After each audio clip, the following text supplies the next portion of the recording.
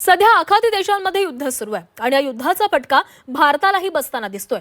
या युद्धाच्या पार्श्वभूमीवर भारतामध्ये पेट्रोल डिझेलचा मोठा तुटवडा निर्माण होणार असल्याची अफवा पसरलेली आहे। सध्या सोशल मीडियावर ही अफवा वाऱ्यासारखी पसरत असल्याचं पाहायला मिळतंय। या एका मेसेजमुळे संपूर्ण महाराष्ट्रात भीतीचं वातावरण निर्माण झालेलं आहे आणि यामुळे नाशिक, कोल्हापूर, नागपूर, रत्नागिरी आणि जळगावसह अनेक जिल्ह्यांमध्ये पेट्रोल पंपांवर रात्रीपासूनच वाहनधारकांच्या लांबच लांब रांगा लागल्याचं पाहायला मिळतंय।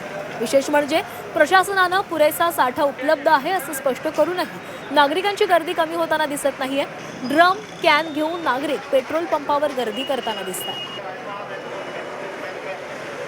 दृश्य आपण पाहतोय ठाणे, छत्रपती संभाजीनगर, नागपूर, नाशिक, पालघर, लासलगाव, यवतमाळ, अहिलानगर, कोल्हापूर, येवला, हिंगोली आणि जालना या सगळ्याच ठिकाणी पेट्रोल पंपावर मोठी गर्दी वाहन चालकांची पाहायला मिळते। इंधन टंचाईची जी अफवा पसरली आणि त्यानंतर मोठ्या प्रमाणावर ही गर्दी होऊ लागलेली आहे।